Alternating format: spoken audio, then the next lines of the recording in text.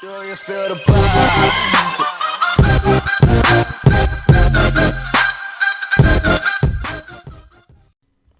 What's up, YouTube?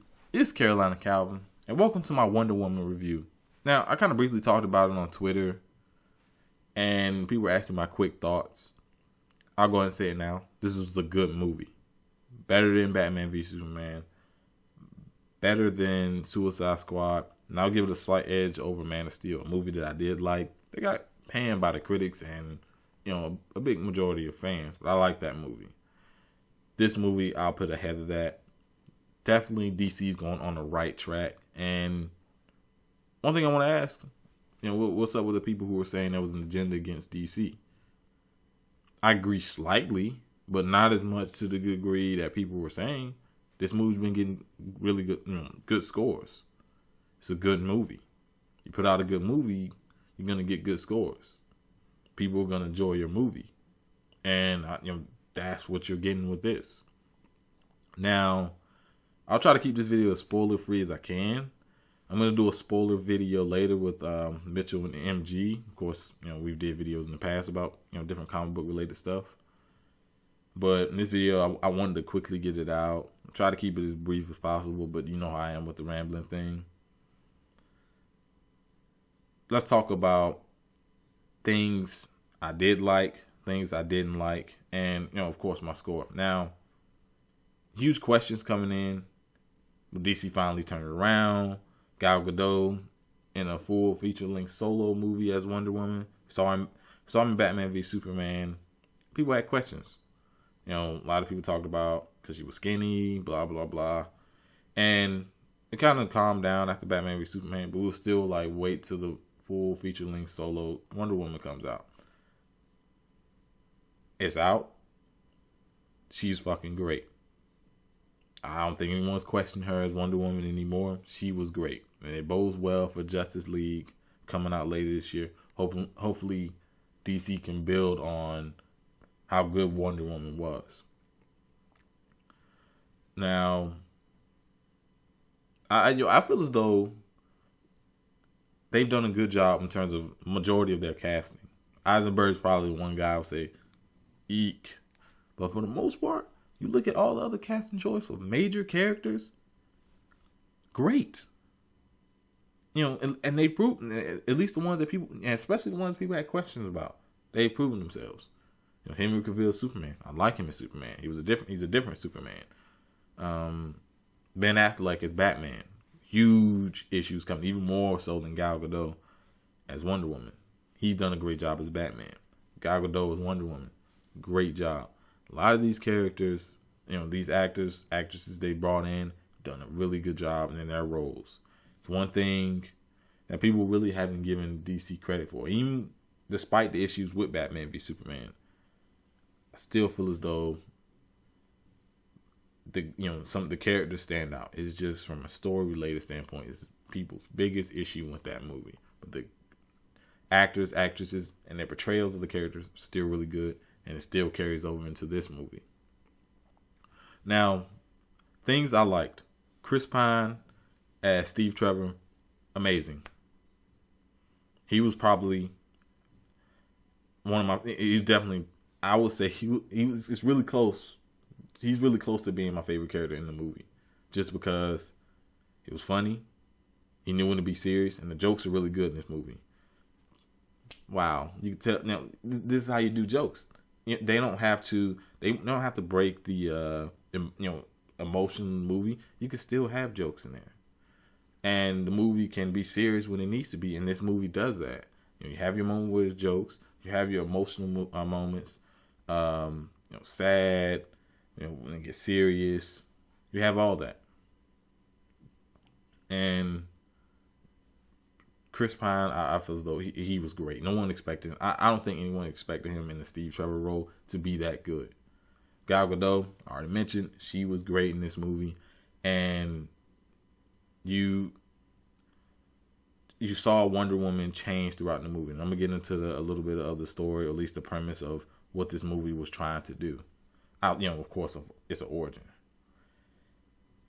Other things I liked, I do like the choreography, but there's some bad things I do want to say about that, but I do like it for the most part. Some of the visuals, another thing that I do have an issue with, mainly at certain points to the end. But I think for the most part, especially early on, it looked really fucking good. Early on, it definitely looked really fucking good, and I really don't have any issues with at that point in the movie. The supporting characters, I felt as though were good. Wasn't a bunch, but I felt as though when they were there, they definitely did what they was really supposed to do. They weren't horrible. Other good things, the sound was good. And I know people don't even bring up sound when they talk about movie review, but that's important. Music sets tone, sound effects was good. And the tone of this movie is more like, reminds a lot of people of Captain America, the first one. Reminds a lot of people just because it's wartime and a bunch of different things, and it literally made you feel like you was in war. So I think it definitely did a good job of setting that tone of this is a fucking war, bad shit happens, and that was really good. So definitely from a storytelling standpoint, there's some twists with the villain, which seeing the villain's motivation, that was really great. Things I didn't like. I mentioned the fight scenes, but the constant slow-mo was kind of jarring to me, kind of got annoying. And there's nothing wrong with slow-mo every now and then, but it was constant. Hell, did the Matrix do that much slow-mo? And that's where really that whole concept was really made popular, was it with the Matrix movies. And you kind of understand that because like a computer, they're essentially in a computer system, and it fit those movies because they knew when to do it. I think they overdid it a little bit in this movie, which did kind of annoy me. I don't know if anybody else has an issue, but I do have an issue with the constant slow-mo. Also, at the end of the movie, of course, you get your big battle scene. You're gonna get that with all these movies. The visuals, the CG, it started to get a little. I really didn't like it coming near the end of the movie. And this is, especially starting out, it looked really good starting out. It just, once, you saw the action and, explosions, everything going everywhere, that's when I felt as though it got kind of meh for me. But you can say, something like that has to be done because they have to make, Wonder Woman looked powerful in this movie. When they needed her to look powerful, she looked really fucking powerful. So definitely give DC a lot of credit for that because they made Superman, they make Superman look powerful, make Wonder Woman look powerful. She looked powerful in Batman v Superman, and that's something that I would say Marvel has an issue with their more powerful characters. They don't make them look as powerful as they should. I'm looking at Hulk and I'm looking at Thor. They don't make them look as powerful as they should. Even with some of the villains. But let's talk about kind of the story real brief. It's, of course, the origin. You see her upbringing, training, and everything, and kind of go through that really quick. Of course, she decides to go to the world of man, and this is where really the growth of the character, where she lived an innocent life, and you can really see, a war is going on. She really sees how people are different, people are corrupt, and how the war is really destroying lives. She finally sees that because she's never really seen a war. With her secluded upbringing on Themyscira, which is hidden. I think that's what the movie was trying to do. It was trying to show her growth up into, her growth as a character, in the expanded universe, and how we see the character that we got in Batman v Superman. And it shows you how she used to be, and essentially at the end of the movie you can see how her time being there has essentially changed all the people she's met. what she had to do, what she's seen. And I thought that, like I said, that's definitely set a tone where, yeah, you know, a lot of people look at it as good. You know, you have to have a hero, you have a villain, of course, it's based on the comic. But when you got an origin story, telling how the character came to be, showing the growth of a character, I think that does more than your simple, you know, your standard hero versus villain, you know.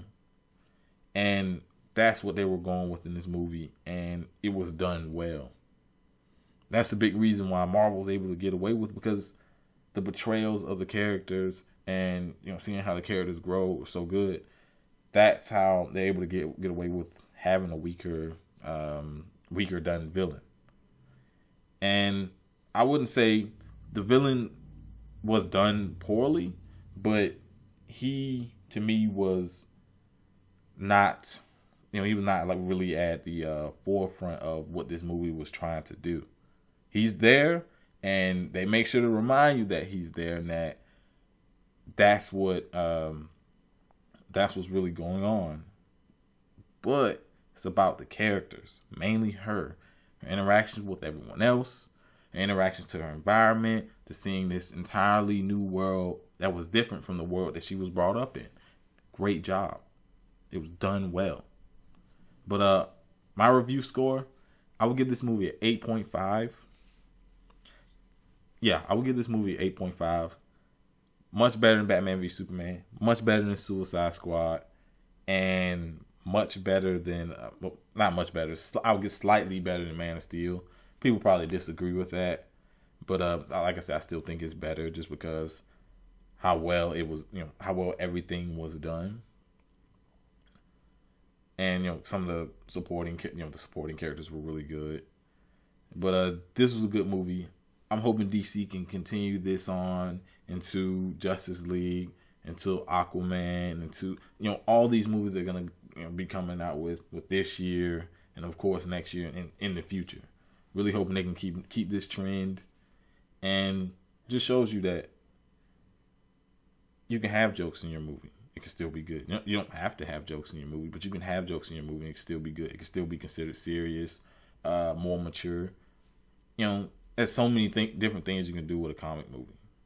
And I think that's why a lot of people like it, just because it, you know, a lot of people say, oh, it's a comic movie, but it can be so many different genres, you know, drama, mystery, action. You know, you have kind of like a sadder movie, Looking at You, Logan. But this was a good movie. If you have not seen this movie, go watch this movie. Spoiler review will be coming later. You can watch this video if you haven't seen the movie, then go out and see the movie. But if you haven't, you're doing yourself a disservice. Like this video, hit that thumbs up button, and subscribe. Thanks for watching.